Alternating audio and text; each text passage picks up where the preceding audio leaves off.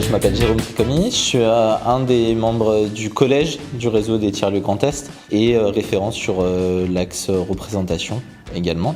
On a fait un mélange entre un travail interne de continuer la structuration du réseau et puis un boulot plutôt thématique. Aujourd'hui c'était sur le numérique où là on invite des partenaires, des gens avec qui on bosse.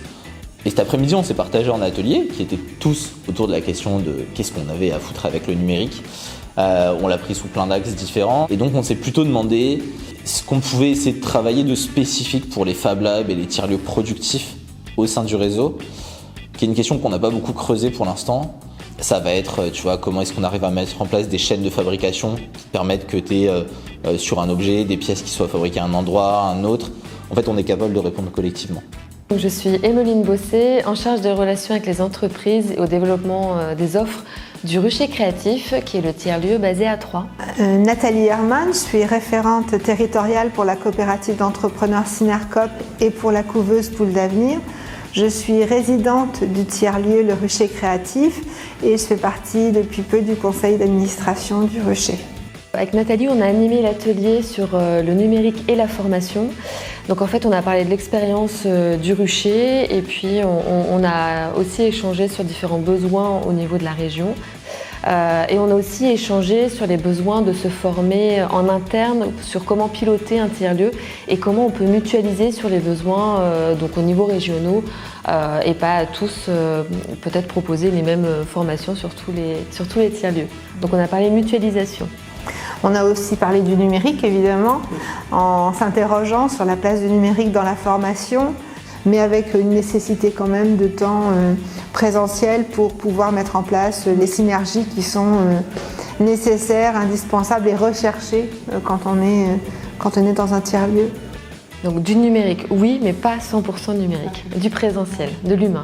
Moi je suis Laurie de la cabane des créateurs à Schiltigheim. L'atelier c'était numérique et lien social et du coup on en a profité pour tisser du lien social entre nous, voir ce qui nous rassemble, ce qui nous relie en tant que tiers-lieu.